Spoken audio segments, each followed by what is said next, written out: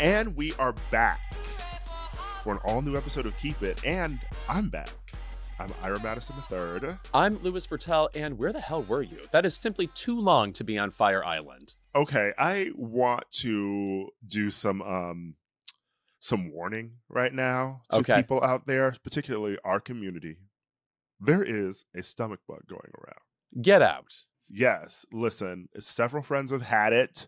One friend is being tested for E. coli. Ooh, which vintage. is crazy. Yeah.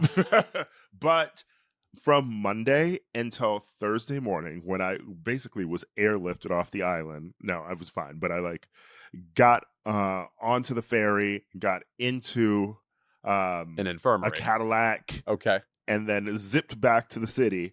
I was immovable. I was in bed from Monday to Thursday morning. That's why I was still on the fucking island. Oh my God. Well, what an amazing advertisement for Fire Island. Go there, have a good time, and then involuntarily lose a good 40 pounds. Honestly, it was kind of great. In the aftermath, not during. During it was a nightmare. If you live through it, it's great. Yes. This is how I feel about today's Emmy nominations, because guess what?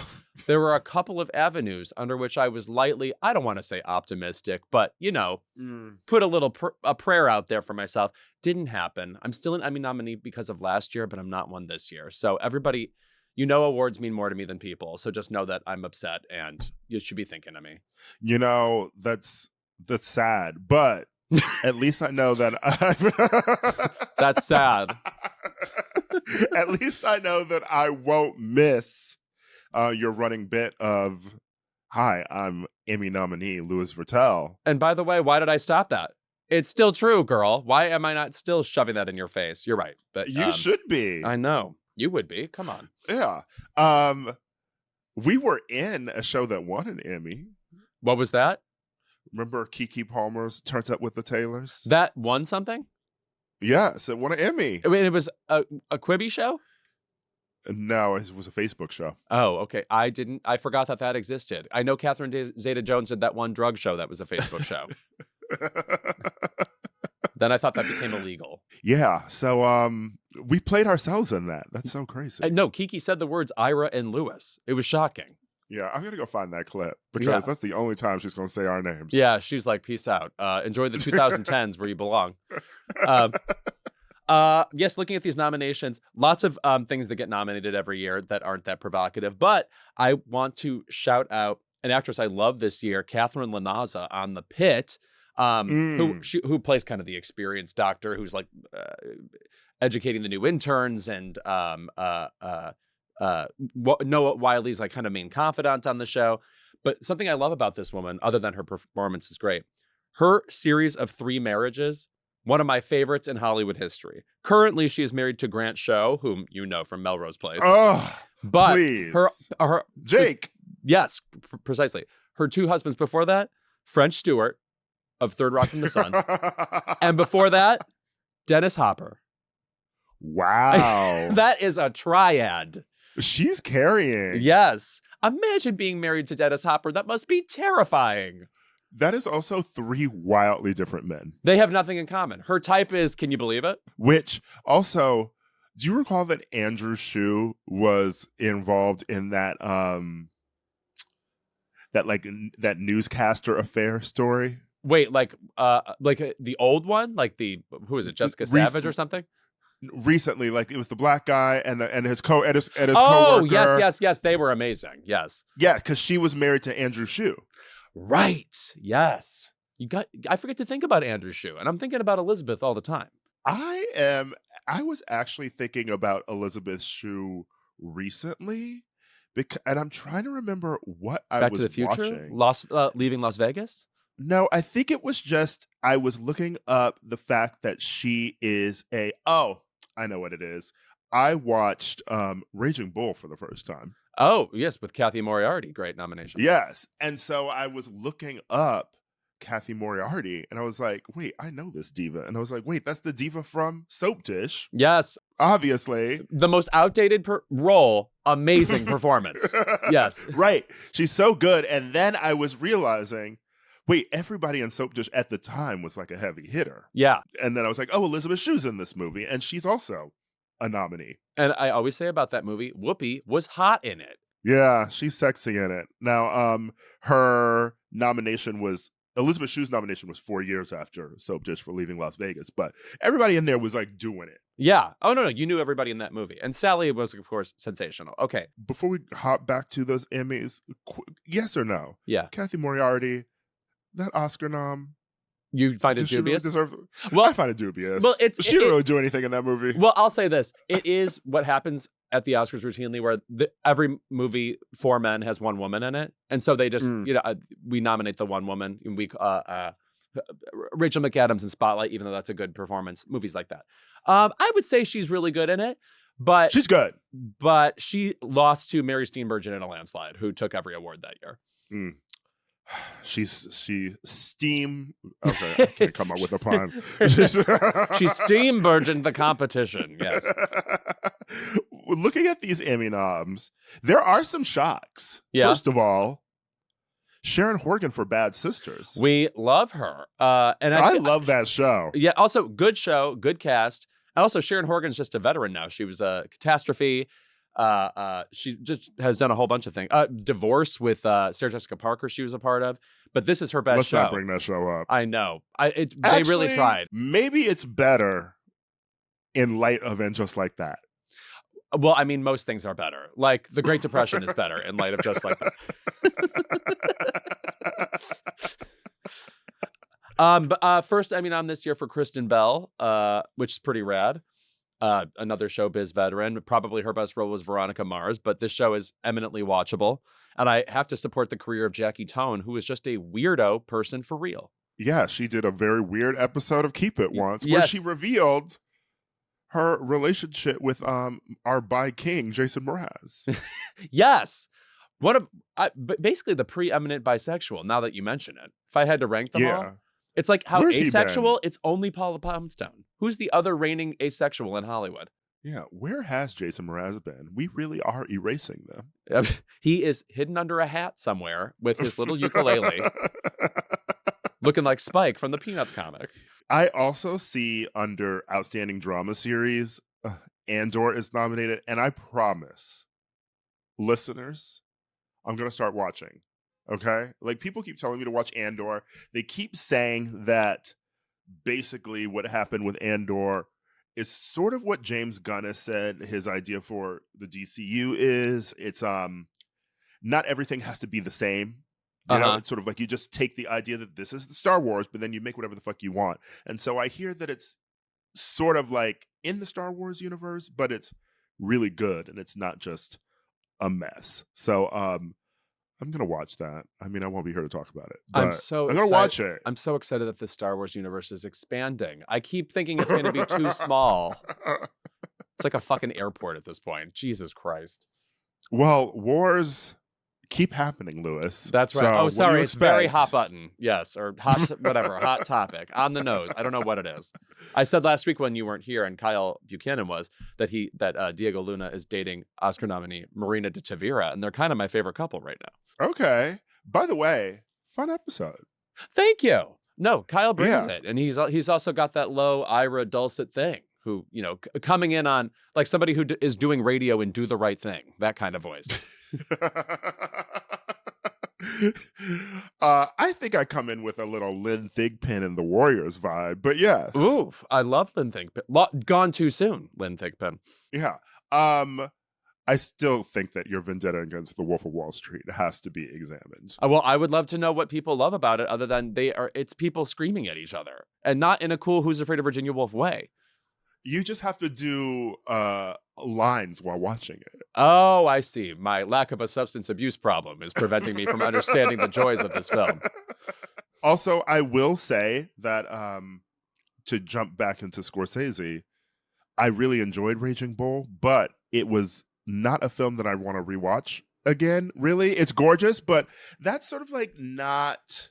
It's a perfect film, but it's also not a film that is why I watch movies, you know? And I get that you're making a film about a horrible person, but That's kind of why I like Wolf of Wall Street. I mean, that's at least fun to me. Yeah, there's you like a know? gangbusters vibe to Wolf of Wall Street, whereas Raging Bull is tragic. I mean, like Jake LaMotta, nothing about that story should make you feel good. And of course, And if you read any of his interviews after, like, Jesus Christ. and also he was literally suing the movie or producers at the time. Robert De Niro won the Oscar for that too. So it was very contentious. But I mean, like Scorsese has movies like The King of Comedy where there is not a single moment of that movie that is fucking pleasant. But that's the whole point. Right. So it's hard to revisit, even if you quote unquote love it. Once he gets to the 90s, he's having a lot more fun. It's post-drug addiction. That's right. Yes. he's having a lot more fun. Like the characters in Goodfellas and Casino are awful people, but they're fun to watch. Yeah. And of course, they're like, exploding at every corner. The violence is nonstop. So it's just Dick Tracy type good times. I was also very happy about Slow Horses being nominated for drama series. That I can be happy for Gary Oldman, even after what he did to Leslie Manville. Says something about his acting ability. Apple TV Plus had an amazing year. Severance and The Studio are two of the top nominees in those categories. And Adam Scott's nominated for Severance. And I think he's still one of my all-time favorite Keep It guests. When somebody likes REM that hard, I can only stand. Yeah. I love The Studio. Me too. Oh, I love, namely the second episode where it's all in one shot. The Sarah Polley episode. Yeah, and Sarah Polley's so good in it. Oh my God, she plays that so exactly right. Greta Lee, fabulous. Let me tell you, the women weren't talking that day. It was Seth Rogen. Yes, precisely. That's the sequel. And Severance is still a show that exists. Right. I guess the thing is, people like to be in dystopias. I disagree. I want life to be good. I can't explain it. You know what topias I like? Fruitopia. How about Bring that drink Dinotopia, back. motherfucker? Yes. How about Mr. Eric Von Detten? Now we're talking awardsy. Okay, now you're being Topia Turbsy. Ooh, Gilbert and Sullivan? Yeah. The films of Mike Lee? Another one of Ari Aster's favorite films, by the way. This man, who we're going to talk to this episode, has, I think IndieWire just compiled a list of every movie he's ever said that he enjoys. And when you listen to our conversation with him, you're going to have to add a bunch more films to that because he loves movies and theater. It's like Yakko doing the countries of the world on Animaniacs. That's him talking about movies. He probably loves the Animaniacs too. No kidding. Right, exactly. He's like, Rita and Runt, my favorite comedy team.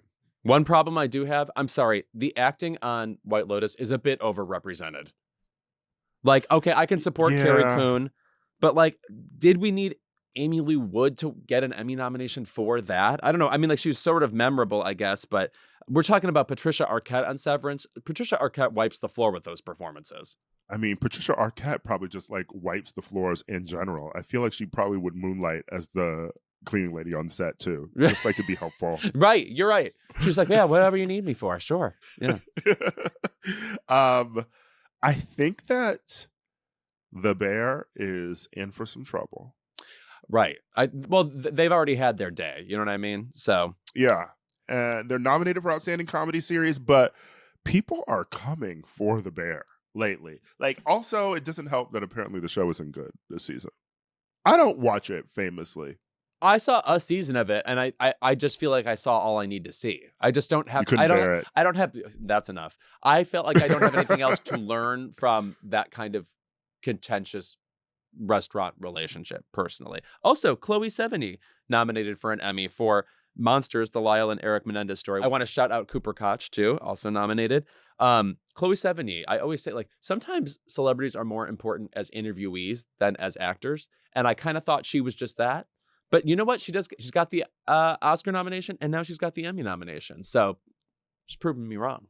Maybe she's slowly working towards the EGOT. Okay. You think she's gonna like in her late 70s? She's really gonna hit. Yeah. She's really like turning the beat around. Yeah. She has to give like 3 more sort of board performances in Whit Stillman movies before she will get to that. But she will get to it. Now, speaking of our older actors, Harrison Ford got his first ever Emmy nomination for Shrinking. Wow, that's so crazy. Another person who is always around, and you forget that we don't award him things. It's like do you remember when Bernie Taupin won an Oscar for co-writing that song from Rocket Man with Elton John, and he had never won a Grammy before. That was his first ever EGOT award. Like, some people just slip through the cracks entirely when it comes to awards. And he has what was his Oscar nom?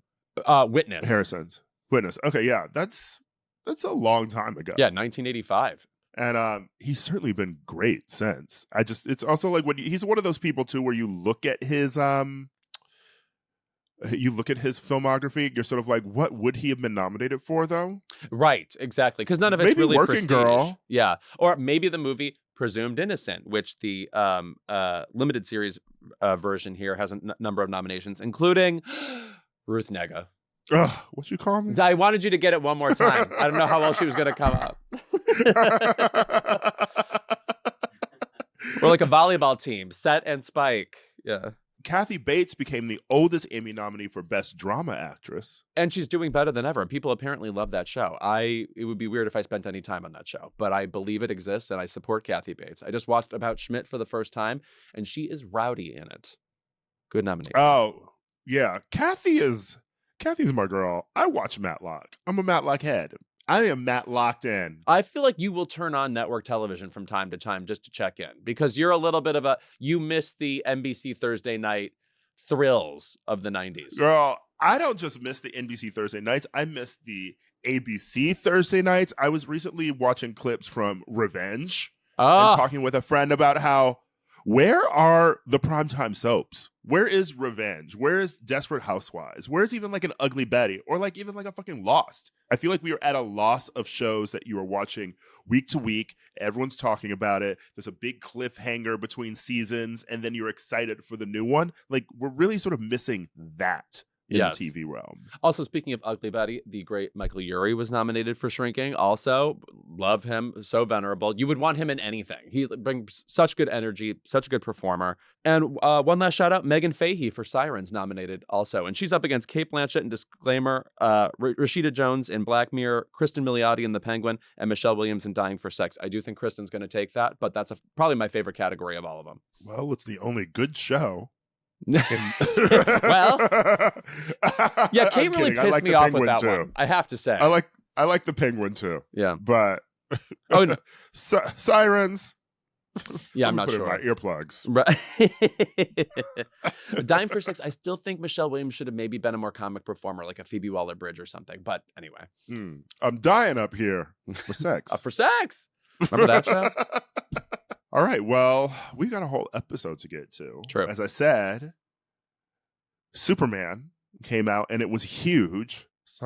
Which kind of blows my mind a little bit. And I don't know why. Like, maybe it's so disconnected from other IP. I was wondering if it was going to exist in a bubble.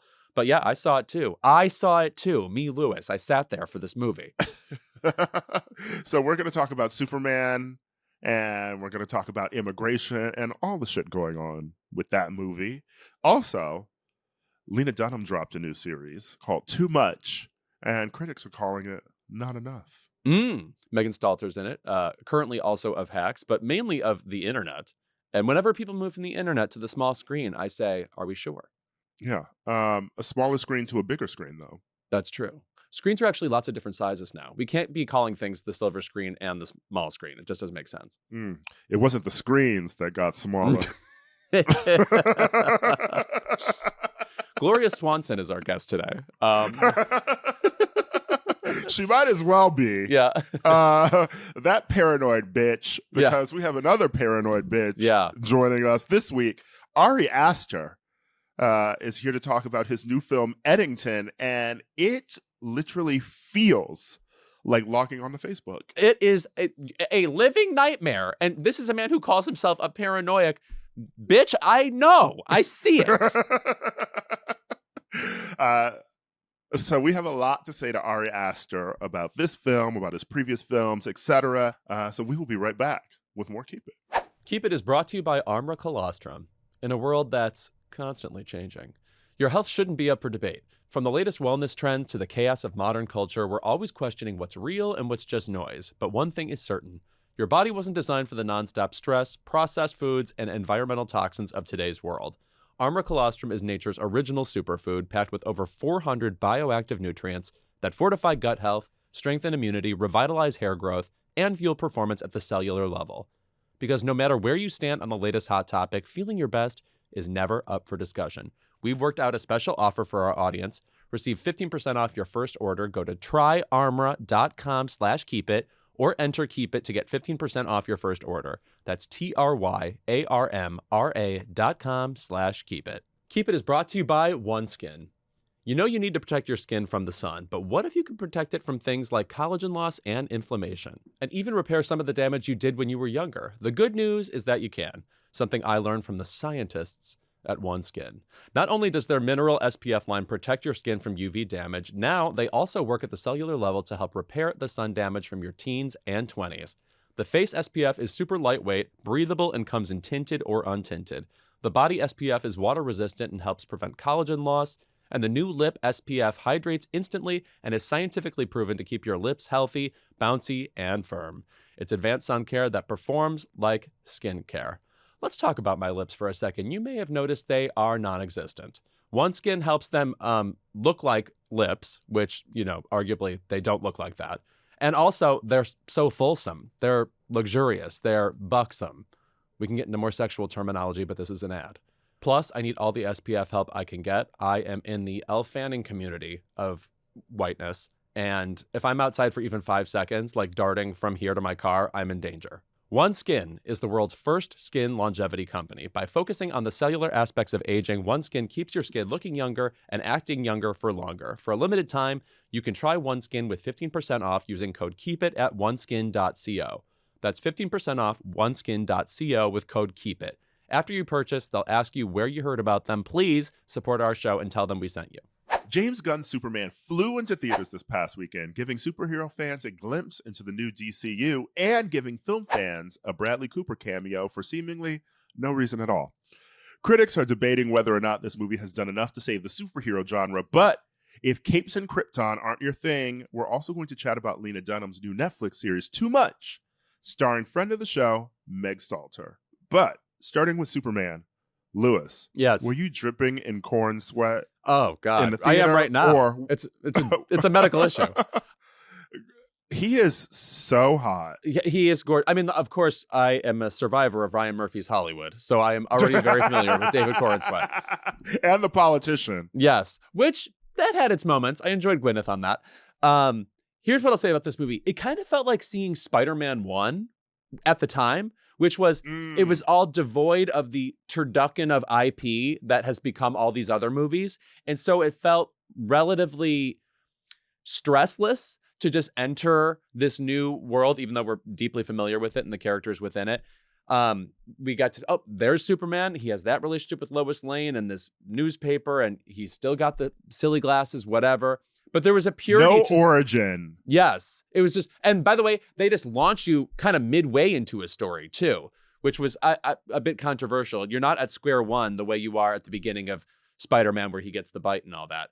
But it was pleasant that way. I found myself looking forward to this movie because everybody in it is so kind of casually charming. I thought the best performance in it was Rachel Brosnahan as Lois Lane, who I believe is kind of in Courtney Cox drag in this movie. Did you keep thinking she was Courtney Cox? She was giving Gale Weathers. Yes. By the way, just a little bit. I think if Gale Weathers never happened, Courtney Cox should have been Lois Lane. Like, she's very that vibe. Like, I work at the paper, but I'm also willing to be charmed by a man, you know? I really enjoyed her performance too. I think she's fucking great. Yeah. And I loved David, obviously. He just has this like Boy Scout thing to him, and like he's like hot and manly too. It's very much how like you were excited for Henry Cavill for being Superman, but this one feels more like he could be Superman. Yeah, this guy, like the boyishness plus the sort of heartthrob. It's like if Elijah Wood became a superhero or something. You know, there's like an innocent quality, but then also, yeah, a man, obviously. Corn sweat does sound like a Latin term for ab sweat.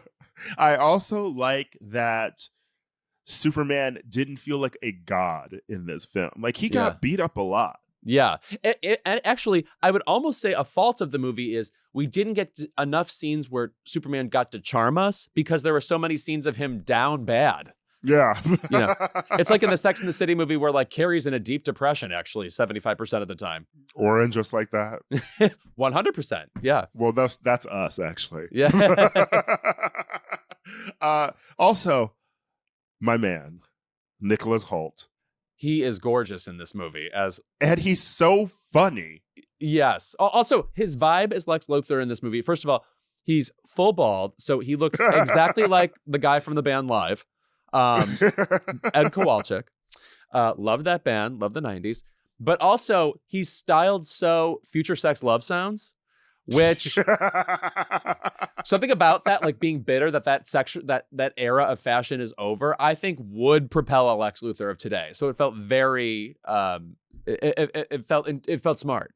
Yeah, I enjoy Nicholas Hoult in most things, to be honest. I actually don't think there's anything I dislike him in. He's always fun. Like even in The Menu, like he's so good at that character. Even the movie itself is a little messy. That movie made me not want to go to a restaurant ever again. Even though I did think he was good in it, I thought Rafe was good in it, and I thought the amazing Janet McTeer was great in it. Yeah, I know who you didn't say was good in it. Okay. We'll take that off the menu. I will say, though, I wish Lex Luthor got more to do. I didn't think he got a lot of opportunity to be a villain in a interesting new way, or like be really twisted. There was a lot of plot going on, to be honest. Like after a certain point, we didn't get a lot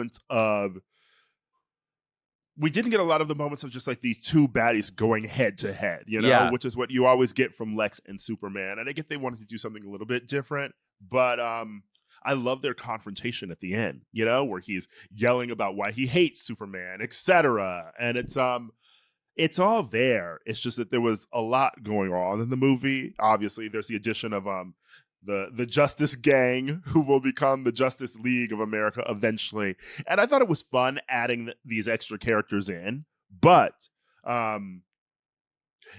maybe a little bit too much of them at times. Although Mr. Terrific was fantastic. If they felt like they kind of interrupted the movie a little bit too often. I wish they had been introduced or ingratiated into the film a little more subtly, because they weren't as charming as Superman, Lois, and Lex Luthor. I wish we had just gotten a bit more of that story. I like Nathan Fillion, but like the joke about the haircut was funny, but then we had to keep looking at the haircut. Right. It was tough. And unchanging. Yes. And also there was a side character, this like kind of bimbo girlfriend of Lex Luthor named Eve. And I thought that didn't pop off at all. They tried to play Lauren Sanchez Bezos? That's right. She was very Topanga looking to me. Yeah. Oh, okay. Yeah. Danielle Fishel. Yeah. She plays an integral part in the film plot-wise, but doesn't really do anything else character-wise, which was unfortunate. Also, the same can be said for Jimmy Olsen. True. But I love that actor. The way she takes selfies, she actually belongs in the movie Eddington. Like one of those damning characters of today who is, who we all raise an eyebrow at. Overall, I would say I really enjoyed Superman. And I also find it so funny that Fox News and their ilk has come after the film for its immigration depictions. And, it's not unsurprising, because back in the 40s, people were upset that Superman was beating up Nazis and Hitler before the U.S. entered World War II, mind you. Right. Because we could have gone either way. You know what I mean? We weren't sure. So it's just, a lot of the same history repeating itself shit where like the people on Fox News, Kellyanne Conway, for instance, complaining about Superman sound like people complaining about Superman in the 40s. Like it's almost like they're doing a bit. Right. And that's kind of the thing with her, too. It always feels like she specifically is doing a bit, too. They're like, oh, we got to hate Superman today. Like these themes are definitely underlined in the movie. But truly, it is pretty funny that any movie that might even have an element of kindness as like a moral backbone, these people take as like an affront to them. I mean, it's funny. I mean, it's sad for them and the world, and we're all fucked. But it's also additionally on an ironic level so stupid. I will say, though, that the villain in the movie was definitely Netanyahu. Quite. Yes. I was like, oh, they were like, let's throw all this. I think they actually threw all the immigration stuff to the forefront of the conversation so that they could backdoor in the Palestine stuff. Right. No, I think you're definitely right. I want to say also about Lex Luthor. He's literally calling shots in this movie. Like, he has a headset and is yelling things like L2, L3. And he reminded me of Ed Harris in The Truman Show. And that is such a funny supervillain take. Just to be, I'm in a booth and I'm like basically the stage manager of this apocalypse. Yeah. Truman Show, by the way, a much more chic movie than you would remember. Yeah. That's a movie where everybody loves the concept because everybody has that idea about themselves. Like, am I in a simulation, etc. But there are things in that movie that are really well realized, namely near the end. I think when the illusion starts to fall apart at the beginning, it feels a little stupid. Like, why are they so sloppy? It makes no sense. Yeah. Another thing I really enjoyed about the movie was Crypto, the dog. Yes, though he is quite CGI. It felt like Clifford the Big Red Dog running onto screen in a way. I miss him. Where's he been? I know. Reading, I guess. That's his whole thing, right? I'm in a book, but I'm a dog and I can read. Very meta. Yeah. Because he's already in the book. Let me read you. He's not reading that book, though. No, I don't think so. Okay. He probably reads like Colleen Hoover. No. Clifford enjoying a good, like The Summer I Turned Pretty or something. He's like, I love this. Overall, I would say that this was a nice reintroduction to the DC universe, which has sort of been a mess. Not that Marvel hasn't been a mess lately, too. But Fantastic Four seems like it's going to be good. Thunderbolts was enjoyable. So I feel like maybe these superhero movies are getting back to being fun again instead of being about, here's 9,000 other films that you have to watch to be able to understand this. Yeah, well, Vanessa Kirby's in that Fantastic Four film, so I will be seeing that. I also want to say about Superman, the flirtations were so good. The relationship between him and Lois Lane, and there was an actual kind of flirty dynamic that, by the way, is something that most James Bond movies are lacking now. The last time we got something really good in that vein, I feel like, was Casino Royale with Daniel Craig and Eva Green. But their dynamic was so fun. And which reminds me, the last time I cared about Superman was the show Lois and Clark, which was so good. I'm so sorry Lois and Clark was so good. Terry Hatcher was fabulous on that show. Miss Terry Hatcher, of course. Yes, the great Terry Hatcher of Desperate Housewives, which of course we had mentioned earlier. By the way, I guess it's one of the anniversaries, or people are talking about it more, that Vanity Fair profile of the cast of Desperate Housewives from season 1. If you have not reread that in a while, please go back and reread it, because it is one of the wildest things to ever happen in pop culture. You can literally see the divisions on set and like see who hates each other and who doesn't from this profile. Oh my God. Well, that's funny because I just ran across an interview with Catherine Justin recently talking about Nicolette Sheridan, how she'd show up late to work. And she says flatly, like, not affected, not being on anybody's team. She's like, yeah, so she was bad. So funny. But we're being too much right now. Speaking of too much, there's a show called Too Much starring Megan Stalter on Netflix, created by Lena Dunham. We're so happy to have her back. Lots of interesting, inspired cameos so far on this show. Jessica Alba was on the first episode. Will Sharp, whom we loved in The White Lotus and Real Pain, is back here. What did you think of the show and what you've seen? I've only seen 2 episodes so far. I will say that they've hidden how hot Will Sharp is on the show. Yeah. He's giving indie rocker.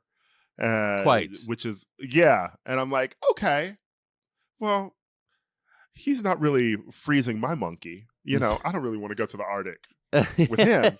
But, he's fine. That is to say that the show is fine. I think it's pretty good. Pretty good. It's like, I first of all, I think you kind of know what to expect out of a Megan Stalter performance. She delivers one specific kind of total mess girl who has like a weird optimism about her, but that optimism is also just as tragic. And she's doing that. But I was surprised that as the episode wore on, you got more genuine acting moments from her too. Like, she sort of settled away from shtick. And I feel like her work on Hacks on HBO is like, they basically just want her to recreate what she does online, which is fine. But like, I don't know, it's not really dynamic in a TV performance. So to see her get to expand her chops here has been quite gratifying. Yeah, I am really enjoying her about 4 episodes into the series, so I'm about halfway there. But the series itself is so interesting to me because one, I'm happy to have Lena Dunham back. I love her voice. I love girls, obviously, but the show feels so Netflix. Mm. And I get that it's on Netflix, but does everything on Netflix have to look the same? Yeah, you're right. There's like a resting sort of nimbus cloud over this show that makes it like that kind of faux prestige-y feel, or that feel that like feels like it's compensating for a lack of actual written material on screen. Even though I think it's like quite funny. I don't know that I'm laughing out loud at what's funny on this show. That's not really the point of it. It's too experiential, too slice of life to be like that. But yeah, I feel like the lighting, particularly when you see Felix and his flatmates, for instance, it feels very Netflixy there. And the question is Lena Dunham making a Netflix show, or is she like bursting out of the Netflix formula, etc.? It's just, I don't know. She had such a distinctive voice and vision on HBO, and what I love about HBO is that like shows can look wildly different. Yeah, True Blood didn't look like Girls, didn't look like Sex and the City, didn't look like Arliss. Thank God. Which we're always talking about. Yes. Remember when that used to be like a punchline for anything, just Right. referencing Arliss? Yeah, I guess it is a funny comedy word. Like the syllable it ends on is funny, but like no disrespect to the great Robert Wuhl. But yeah, it just feels like it could be any other Netflix show, which I guess works for Netflix because those shows are designed for you to keep watching.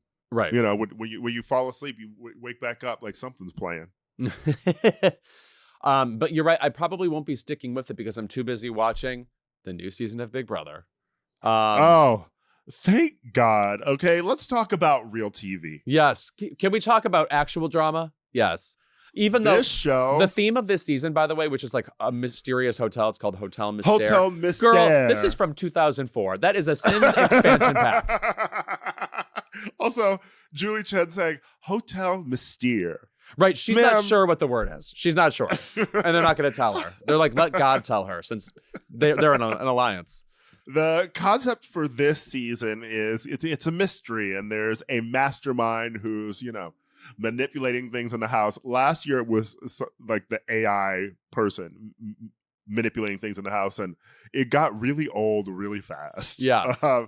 But the mastermind at least seems more fun. I think that mystery element is them really trying to reheat the Traitors nachos, which sort of were Big Brother's nachos in the first place. But I like the idea of just the cast being fun, and they're not too much going on with twists and turns, etc. It seems like a very straightforward season. And then they also threw Rachel Riley in there from Big Brother 12 and winner of Big Brother 13. And let's just say that when Rachel Riley is not getting the most screen time in the second episode of the series, which aired on Sunday, then the cast is psycho. That is probably true, yes. Because she is divisive in my own head. Like, yes. I support what she is able to do on this show, which is, in a sort of grating way, get what she wants. It's weird that she could be so demonstratively grating, and yet it works for her in a way. Like, it draws you into her. I remember rooting for that woman Portia to beat her the last time she was on the show. What was wrong with me? Portia wasn't good either. But I'm interested to see how she tangles with a list of new cast members, because it's been so long since she's been on the show. Well, Portia opened Pandora's box, and right, because the producers were like, we don't want Rachel going home. Yes, precisely. I think that Rachel will play this season a little bit smarter, though, because she did do poorly on Traitors. Right. I even forgot she was on it. That's sort of the benefit of that show. When somebody goes out early, it's just like, well, you're out early. Like, and it's not really a reflection one way or another on how you played. People are just randomly eliminated. So it's easy, at least for me, to forget. Yeah. So I'm excited for this season of Big Brother. I think that, like, I'm already watching the feeds. Oh, you're in. Okay. Yeah. Actually, I'm going to go check in on the house guests right now. So we'll be right back with more Keep It. But before that, some quick housekeeping. The media might have gone quiet about Trump's reign of terror in Los Angeles, but Crooked is making more noise than ever with new merch items that speak out against ICE and the havoc it's wreaking in our communities. The Friends of Immigrants tee sends the message that you're standing up for your neighbors, and the Don't Poke the Bear California flag tee is perfect for those of us who love California and the immigrants who make it amazing. You can find both at crooked.com/store. All right, when we're back, we're joined by Ari Aster. Keep It is brought to you by Helix. If you have paid attention to me for even 1 second on this damn podcast, you know I am a Helix superfan. I've had the mattress forever. I actually changed mattresses. I was like, let me try a different Helix mattress. And this one was even better than the other one. So I can't say that they have one even deficient mattress.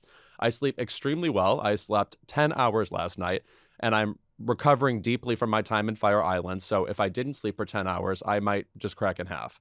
And I thank Helix for getting me up right. Helix knows there's no better way to test out a new mattress than by sleeping on it in your own home. That's why they offer a 100-night trial and a 10 to 15-year warranty to try out your new Helix mattress. Everybody is unique and everybody sleeps differently. That's why Helix has several different mattress models to choose from, each designed for specific sleep positions and feel preferences. So how will you know which Helix mattress works best for you and your body? Take the Helix Sleep Quiz and find your perfect mattress in under 2 minutes. As you know, I took the Helix Sleep Quiz. I am still a midnight Lux, which feels like a sexual read on me, but it is just one of the mattresses they offer, and I think probably still the best one. The best part, your personalized mattress is shipped straight to your door free of charge. Go to helixsleep.com/keepit for 27% off site-wide, exclusive for listeners of Keep It. That's helixsleep.com/keepit for 27% off site-wide exclusive for listeners of Keep It. Make sure you enter our show name after checkout so they know we sent you. helixsleep.com/keepit. Keep It is brought to you by Honeylove. What do I know about women's struggles with bras and shapewear? I'll tell you. When I was a child, there was an episode of Family Feud in the 90s when Richard Dawson came back about what the most uncomfortable thing about underwear is. And a bunch of adults were listing their answers, and I was entranced. I said, is this what being an adult is like? Anyway, this is all the intel I have. Those of you who watch us on YouTube know that I do not in fact have breasts, but our producer Kennedy tried out Honeylove's crossover bra and has been raving about it, so much so that it's borderline inappropriate. As she says verbatim, I don't even wear bras since I'm part of the bee sting hive, but Honeylove feels like 2 little clouds are giving me a supportive, sensual hug and doesn't ruin my hot girl fits. Graphic, Kennedy, graphic. Honeylove is an independent female-founded brand, and their pièce de résistance is the new Cloud Embrace bra. It's a wireless t-shirt bra for people who love underwire, and it sold out in days, so yeah, it's pretty rad. Like the Cloud Embrace bra, all Honeylove bras are supportive and wire-free thanks to bonding technology that lifts without underwire. Honeylove also makes shapewear designed to move with you and not bunch up as you go about your day. I'm not kidding. In that Family Feud episode, number 1 was underwear bunches up. I've remembered this for 30 years. What I'm told is a true game changer for the shapewear is an opening in the panty area so that you don't have to get fully undressed every time you go to the restroom. Finally! Treat yourself to the most advanced bras and shapewear on the market. Save 20% off Honeylove at honeylove.com/keepit. Use our exclusive link to get 20% off. honeylove.com/keepit to find your perfect fit. After you purchase, they ask you where you heard about them. Please support our show and tell them we sent you. Experience the new standard in bras and shapewear with Honeylove. We are so excited to bring on today's guest. He's one of the most prolific indie directors of our time. And as we already said in this episode, he does paranoia like nobody else. You know him as the auteur behind Midsommar, Hereditary, and Beau is Afraid. Today, he's here to talk about his latest project, Eddington, which hits theaters this weekend. Please welcome to Keep It, Ari Aster. And happy birthday, I've realized. Thank you. Your favorite activity, press. I'm sure this is exactly what you've long wanted for your birthday. Yes. I asked for it. I had the pleasure of seeing this film last night at the Alamo Draft House, and you chatted with Naomi Fry after it. Was that have you been around people watching the film yet? Yeah. I didn't sit in last night, but I've sat in with a couple audiences and gotten a sense of it. And how is this, I guess, audience reaction compared to sitting in with any of your previous films? Well, I never have much objectivity. I would say it's a film that's doing something different than my other films, and so the response is inevitably going to be different. Every time I sit in, it feels like it's playing more or less the way I intended. I laughed immediately, with your Giovanni's Room joke. So. Oh my God, the girl dancing to the Giovanni's. There's an Instagram video or a reel that appears where somebody's like, when you finish Giovanni's Room. Anyway, it's very funny. Good. But I read that you started writing this like at the beginning of the pandemic, and I have to ask you, like, what propelled you to even finish it? Because the news was already frustrating enough at that time, and it's well incorporated into this movie. It's a very of that moment movie, but it's just compounded with all these layers of paranoia and infighting and misinformation and anti-mask sentiments, etc. Just like, how could you keep doing this is my question. Well, it's kind of hard to escape it, so you might as well grapple with it. I started writing this thing at the time that the film is set, late May, early June 2020. I just, everything was feeling terrible. And I thought, I'm going to try to make sense of it, or at least pull back as far as I can and try to at least describe the structure of of reality at the moment, which is that nobody can agree on, what it is, on what's happening. And we're all kind of living in these different realities. We're all living on the internet, which has kind of been the case ever since we've been able to carry the internet on our person. We've been successfally divided. I don't think that's the innocent consequence of social media. I think social media is a tool that has been harnessed. We're kind of living out an experiment that is, has clearly failed, but, the people at the levers don't seem very interested in slowing it down. In fact, it seems to only be accelerating. So anyway, these were all the things that were kind of, on my mind when I started writing it, and just, wanting to get at the environment. You started writing this in, the beginning of the pandemic, and obviously now the movie is coming out and we're in, 2025 now. Were there moments in the film or ideas that you had that you were writing that then you were like, okay, because the internet moves so fast, because culture has moved so fast, because politics has moved so fast, were there any big changes where you were like, well, this doesn't really work anymore? Or do you still feel that you have the nugget of what you started with? Well, that's what helps about making a period piece, right? That I'm making a film that's basically happening over the course of a week. And so, so if anything, those things don't stop being relevant. It just, you almost want to incorporate more than you can because things do change. But, I feel that we haven't really metabolized what happened in 2020 or how seismic COVID was. And one reason for that is that, we're still kind of living through it. Like, that was an inflection point, and the consequences of it are still like forming. And things are only kind of getting scarier and more dangerous. And yeah, and the film it's a black comedy, and I guess a satire, but I think the really insidious thing about this moment is that it is dangerous and it is catastrophic and it is disastrous, but at the same time it's ridiculous and absurd and impossible to take seriously. And so that's sort of the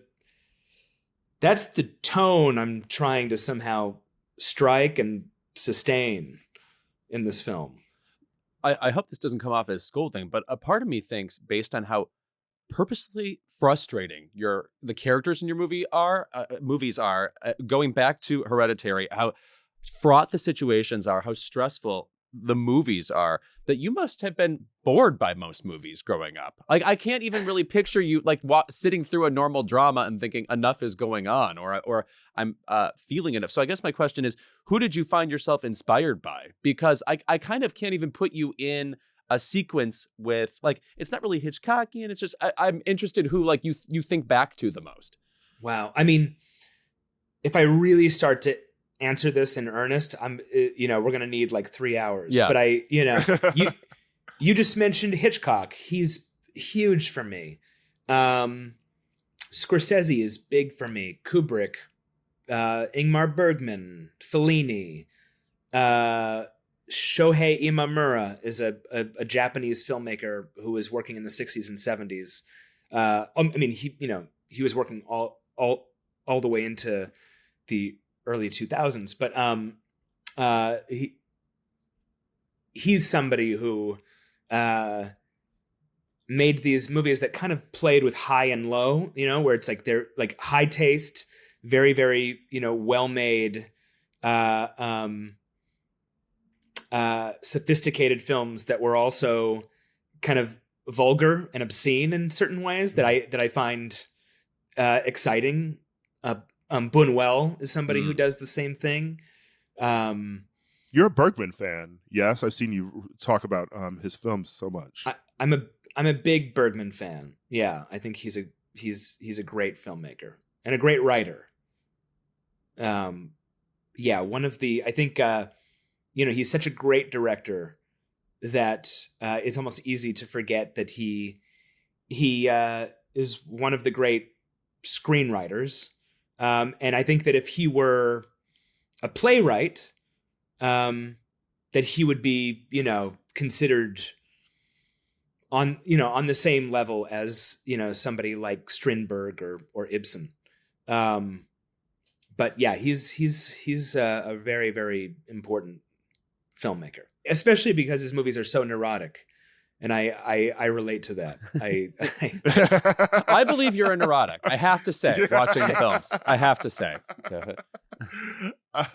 Last night you also talked a bit about, Naomi brought this up, I believe, but like JFK, and the whole Oliver Stone oeuvre, because this is a film that's about paranoia and conspiracies and sort of mass hysteria, and I kept trying to think of other films beyond JFK or Nixon that are sort of about conspiracies. I mean, I love conspiracy movies, but I feel like I'm usually drawn towards thrillers, like 3 Days of the Condor, or like Blow Up or something like that. And finding a film like this, you also likened it to a bit Nashville, Altman's, and getting into, I guess, the conspiracy mindset for this. Is that a place that you found yourself dipping into in 2020, or was it something that has always sort of fascinated you from just watching films, I guess? I've always loved conspiracy thrillers. You mentioned Blow Up. I love Blow Out as well. I love. Oh yes, of course. I love 3 Days of the Condor. Although I think that there's some very weird things about that film that make it interesting, but flawed. I love Parallax View. Oh yeah, now we're getting real paranoid. Yes, I could keep going. I think a very interesting film, also for all the ways that it doesn't work, but kind of works accidentally, would be Conspiracy Theory, the Richard Donner. That's a movie worth revisiting because it's insane. But yeah, I mean, I was talking last night about JFK because I find JFK to be a film that only becomes more interesting in retrospect, for the way that it taps into the fever and the mania of conspiracy thinking, which I think is something that's more relevant now than when the film was made. And the film has been widely dismissed and criticized for being like a rat king of different conspiracies that don't actually cohere. But that almost makes it even more it's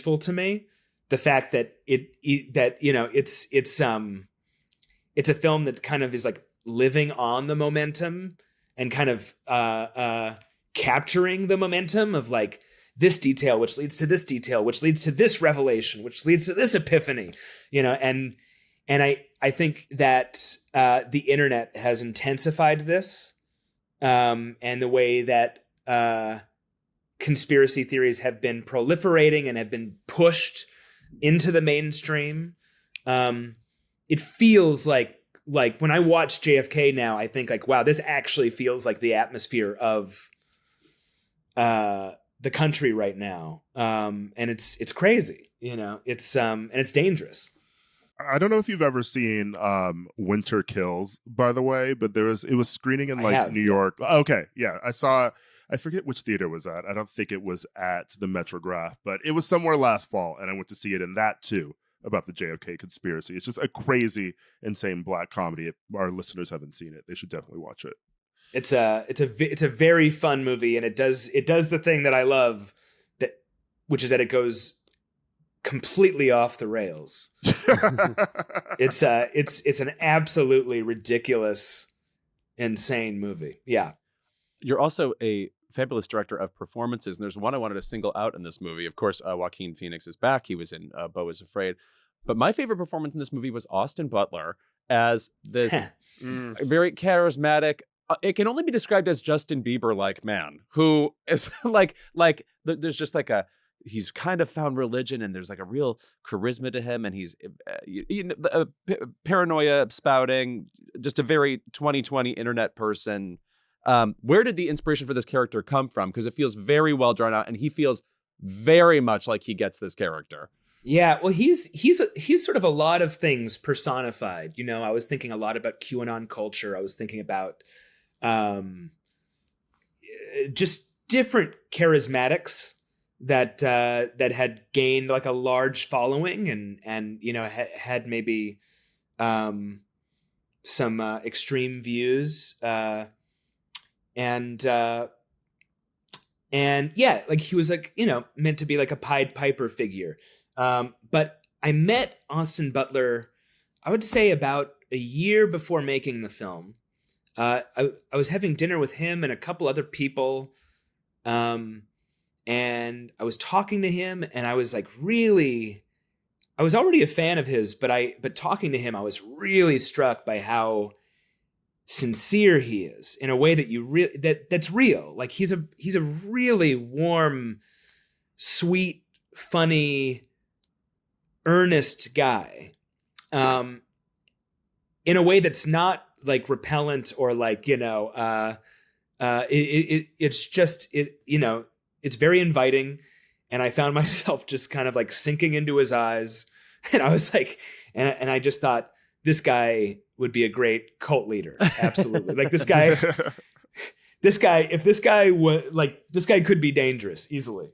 And so after that dinner, I couldn't see anybody else in that role. And I was so happy that he accepted the part, because it's a very important role, and it comes right in the middle of the film. It's kind of central. But it's relatively small. And so I was thrilled that he accepted the part. That was terrifying. It's compelling. It's like you want his own film, to be honest. Yeah. I have to ask too, since you're such a fan of films, and Louis brought up performances and people that you've directed beautifully. Are there any actors that you love who are probably no longer with us, or maybe some who are actually, who you really just sort of like you would love to direct them in something, or just performances you really love from someone who's maybe no longer with us, and you're like, wow, I wish I could get something like that out of them in one of my films? Oh yeah, I mean, so many people. Peter Lorre is somebody I would love to work with. Always hair raising. Yes. Yeah, those eyes are so great. So many of them will be obvious, but Marlon Brando or Montgomery Clift, Robert Ryan, Barbara Stanwyck, Yeah, she Joan could do anything. Crawford. Yeah. Yeah, she could do it. She could do anything. Edward G. Robinson. By the way, I just got this book because someone I think on the New Yorker's Instagram recommended it. There's like 1,000-page Barbara Stanwyck biography that was written by Victoria Wilson, and I cannot wait to read it. It's only says 1907 to 1940. Oh, that's not even half of it. That's it. Like 1,000 pages of just that. You didn't even get to Ball of Fire there. Goodness. Yeah. Yeah. Holy cow. Yeah, she was the best. She was the best. I mean, yeah, there's so many people. Sterling Hayden. And there's so many people that are alive that I want to work with. I would love to work with Isabelle Huppert there are just so many amazing actors. Terrifying performances. Oddly, very sweet, warm woman to talk to. Yes. Yeah, Huppert. Yeah. Yeah. I've met her several times and we've kind of become friends, and I love her. She is wonderful. She's great. My final question for you is, going back to Hereditary, we had Toni Collette on the show once, who was an awesome interviewee, but do you have any specific memories of her doing anything insane on screen that you maybe didn't anticipate as an acting moment that you either incorporated or didn't? Because who has seen that movie does not think back to that performance and cannot believe what she fucking did in that movie. Yeah. Oh man. No, I was blown away by a lot of what she was doing. Yeah, she's a really, really impressive technical actor. Just like really amazing. And amazing to watch but I mean, I felt that way about Alex Wolff on that film too. He was great in that movie. Mm-hmm. Thought he did incredible things there, and I've been very lucky with the actors I've been able to work with. They're especially on Eddington. I mean, Emma Stone is so incredible. She's she is another person who she's playing a character that is sort of at a remove from us because we're with her husband who doesn't really understand her. So we only really get to see her from his point of view.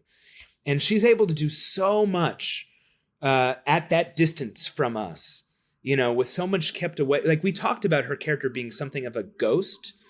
And I really think she did that. I love Emma Stone, loved Austin, really loved working. I mean, Joaquin is just, amazing. And I love working with him. And I think he's great in this film and so funny. And I think it's such a complicated performance. Luke Grimes is great. Michael Ward is brilliant in the film. I love Michael Ward. And Dede O'Connell, Clifton Collins Jr. It's a huge cast, and I was lucky to have all of them. They're all great. Deirdre O'Connell, I want to say, kind of reminded me of, if you remember Black Klansman, there's an actress in that named Ashley Atkinson, where it's just like every time they open their mouth, you're like, woof, this is a new version of racist that I have not seen on the silver screen, and they are loud. Wow. Yeah. She's so good. I loved her in Dana H. And so like what I love what a theater actor is just tears up in a film like this. I saw Dana H too. And and that's actually where I decided that I had to work with her. Her and Patty, by the way, like you've gotten great theater people in your film. Yeah. And Nathan Lane. Yeah. Nathan too. Oh yeah. And no, I absolutely got Parker Posey, but yeah, no, I loved working with Patty. She was great. And just to go back to Dana H, I will just say that's maybe the most amazing stage performance I've ever seen. For people who don't know what that play is, it is this recorded testimony given by this woman who went through a very, very horrible experience, and it lasts for about an hour and a half, and Dede O'Connell just lip syncs to that recording seamlessly for an hour and a half and just taps into this woman, but it's not her voice. And I had never seen anything like it, but it was mesmerizing. So I'm glad you mentioned that. Memorable. Yeah. Oh, thank you so much for being here with us. Thank you. Yeah, I mean, honestly, your movies are so engrossing and weird and fun to watch. I watch Midsommar probably a bit too much. Midsommar is like still an entire personality. Like if you love It feels Midsommar, I know a lot too. about you. You know what I mean? Yeah. Yeah. Yeah. Well, that's a very funny way of putting it. Thank you so much for being here. Yeah, thank you. Thank you. It was a fun conversation. Thanks for having me. Thank you to Ari Aster. Eddington hits theaters on July 18th.